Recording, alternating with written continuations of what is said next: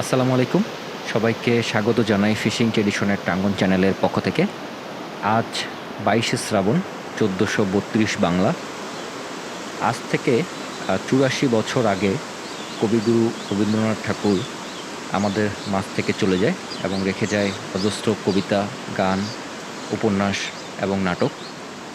আমরা সকলেই শ্রদ্ধা ভরে তাকে স্মরণ করি। আজকে আমাদের অত্র এলাকায় দেখতে পারতেছেন যে গুঁড়ি গুঁড়ি বৃষ্টি পড়তেছে এবং মাঝে মাঝেই কিন্তু এই বৃষ্টির এই তীব্রতা কিন্তু বেড়ে যাচ্ছে। গত কিছুদিন ধরে এলাকায় যে খরা পরিস্থিতি ছিল সেটা কিন্তু এই বৃষ্টির মাধ্যমেই কেটে গেল। সেই সাথে সবুজের যে ফসলের মাঠ আছে সেগুলো কিন্তু আবার নতুন করে প্রাণ ফিরে পেল। আপনারা জানেন যে উত্তরবঙ্গের আমাদের এই আমন মৌসুমে চাষাবাদের জন্যে যে পানির প্রয়োজন হয় সেই পানির অভাবে কৃষকেরা কিন্তু মাঠে ফসল বুনতে পারছিল না এবং অনেকেই কিন্তু সেচের জন্যে মোটর এবং মেশিন দিয়ে তারা কিন্তু এই আমন মৌসুমে চারা রোপণ করেছে। তো বৃষ্টি হচ্ছে, বৃষ্টির কারণে আমাদের আমরা মাছ ধরার খুব একটা ভালো চিত্র ধারণ করতে পারছি না। তারপরেও আমরা দেখতে পেলাম যে আমাদের হালিম ভাই ব্রিজের সামনে সুন্দর করে এই ত্রিকোণ আকৃতির যে হ্যাঙ্গা জাল আছে সেই জাল দিয়ে মাছ ধরছে। আমরা আসলে বুঝতে পারছিলাম না যে আসলে কি মাছ এখান থেকে উঠছে।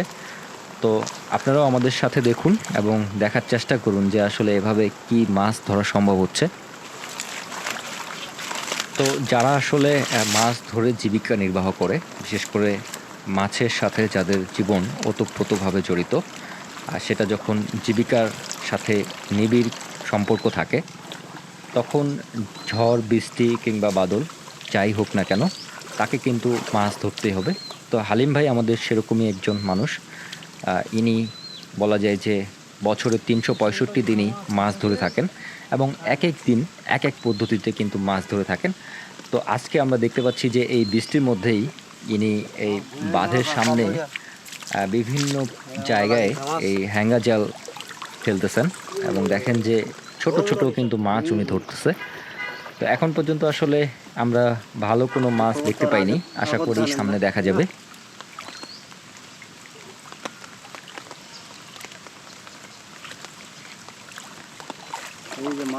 গত কিছুদিনের বৃষ্টির কারণে কিন্তু টাঙ্গন ব্যারেজ সুইচ গেটের সামনের দিকের যে জায়গা সেটা কিন্তু একেবারে পানিতে কানায় কানায় পরিপূর্ণ হয়ে গেছে। আপনারা যদি ভালো করে লক্ষ্য করেন তাহলে বুঝতে পারবেন যে যতদূর চোখ যায় ততদূর কিন্তু শুধু পানি আর পানি। এবং এই পানির মধ্যে দেখেন যে হালিম ভাই কি সুন্দর আর ছোট ছোট চিংড়ি মাছ ধরছে।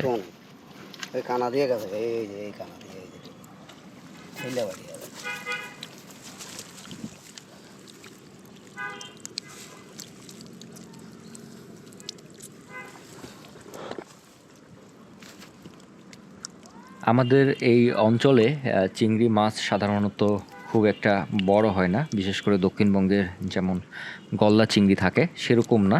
এখানকার চিংড়ির সাইজ এরকম ছোট ছোটই থাকে এবং এই মাছের চাহিদা কিন্তু অনেক। প্রায় ৮০০ থেকে ১,০০০ টাকা কেজিতে এই মাছ বিক্রি হয় এবং হালিম ভাই কিন্তু আমাদের সেই মাছগুলো ধরছে। দেখেন যে চিংড়ি।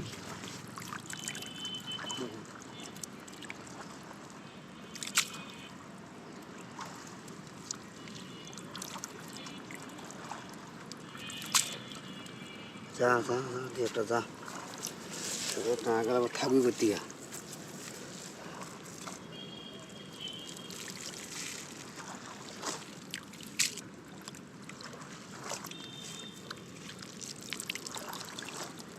বললাম না বলে হেবে থেকে টাকা মাছ বেশি না বেশি মাছের সাইজও বড় বড় মানে খোলে টাকা ডুবাই দাম বেশি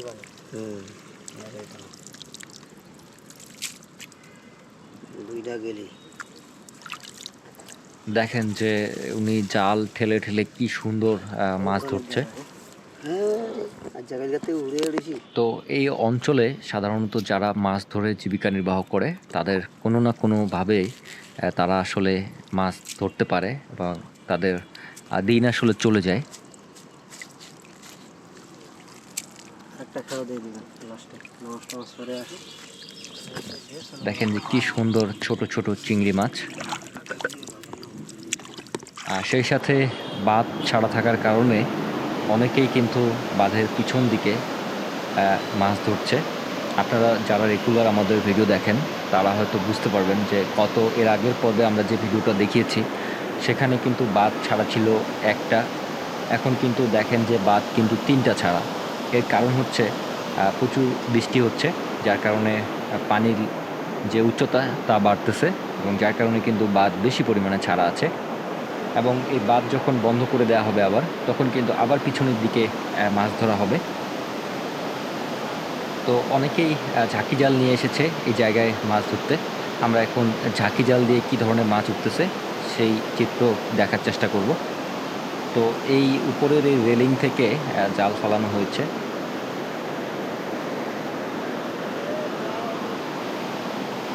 দেখা যাক যে এই জালে এই উপরের এই রেলিং থেকে জাল ফেলানোর পরে কী ধরনের মাছ আসলে উঠে আসে।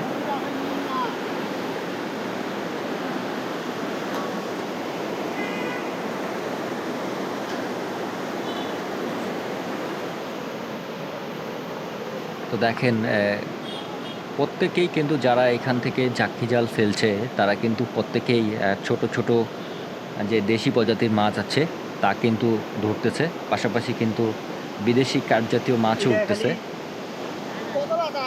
এই দেখেন, এটা সম্ভবত কালীবাউস।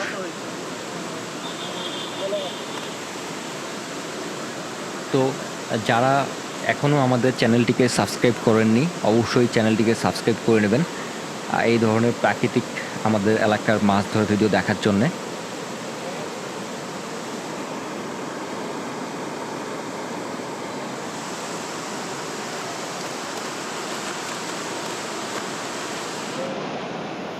তো এর আগেও আপনারা দেখেছেন যে এখানে পিছনে বাঁধে যেখানে ছাড়া হয় সেখানে ঠিক কাছেই এই যে ত্রিকোণাকৃতির হ্যাঙ্গা জাল দিয়েও কিন্তু এখানে মাছ ওঠে, সেভাবেও আসলে মাছ ধরা হচ্ছে।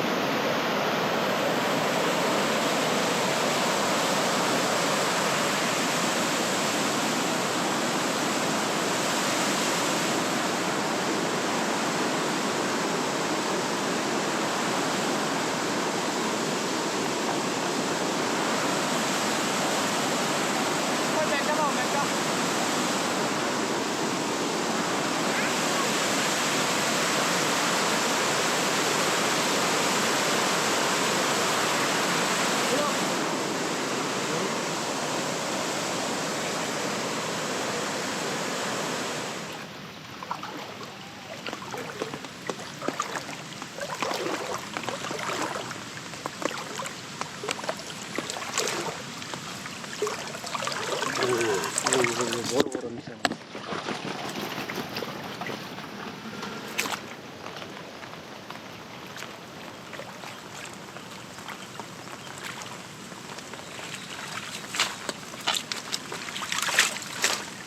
ইসামাছ ইসামাছ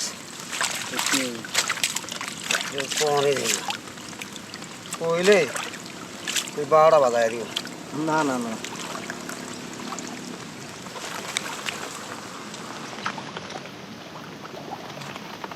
এবার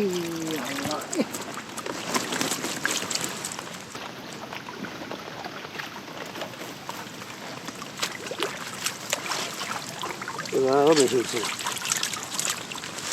জালটা এনে ভর্তি হয়ে গেছে ফোন করবে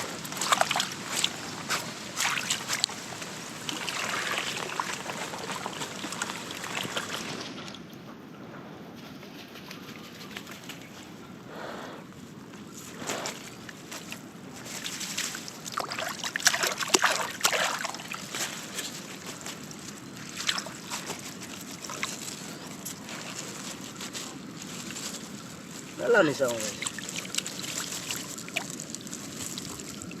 খালি নিশা এনেই তো হাফ কেজি হয়ে যাবে জায়গায় রাখবেন কেমনে ধরুন আমি দিতে আসি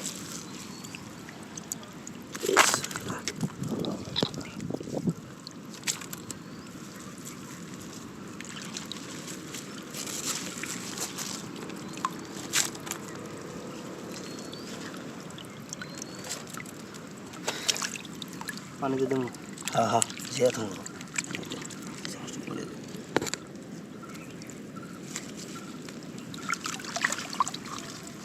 এই যে টোনা মাছ কোনটা বাইরে গেছে ক মাছ নষ্ট হয়ে গেছে কইলেও করার কিছু নেই ফোর বাই চালাম না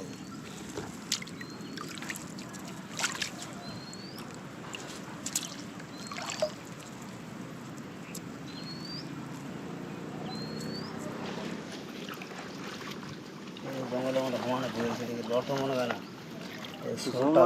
জঙ্গল আর মাছ তো এক হয়ে গেছে এই যে নিশা মাছ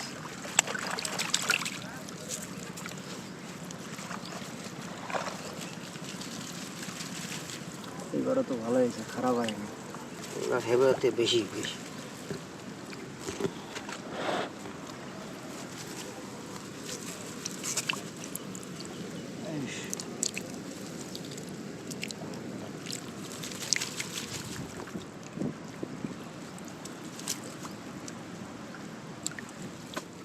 আমি এগুলো ভিজে দিয়ে দিয়ে দুটো কোনোতে তেল দিচ্ছিলাম মৌধেটা কানে তেল দিই তো আবার মাথা সাথে মারি দাম মিঠাই তো সময়ে দেয় এখানে ভারত থেকে প্রতি বছর তো ভালো মানের মাছ হয়েছে বর্ষার সময়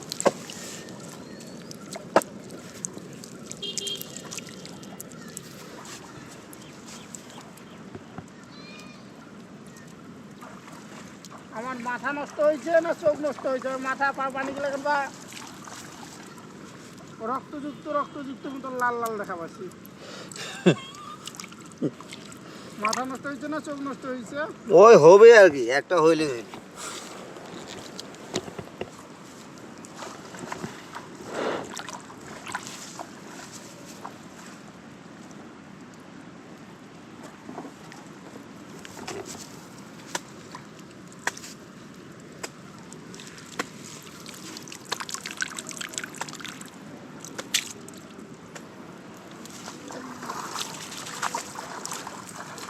এই মাছ যদি আব্দুল শুকুর দেখে আব্দুল শুকুর হাফটি লইয়ে দিব অজ্ঞানও দিতে পারে তো সেই সাথে চলছে হালিম ভাইয়ের চিংড়ি মাছ ধরা তো যারা এখনও আমাদের চ্যানেলটিকে সাবস্ক্রাইব করেননি অবশ্যই আমাদের চ্যানেলটিকে সাবস্ক্রাইব করে দিবেন সেই সাথে আমাদের ভিডিওগুলো শেয়ার করবেন আপনাদের বন্ধু বান্ধব পরিবার পরিজনের সাথে তো আজকের পর্বটি আমরা এখানেই শেষ করছি দেখা হবে আগামী পর্বে সে পর্যন্ত সবাই সুস্থ থাকুন ভালো থাকুন ধন্যবাদ সবাইকে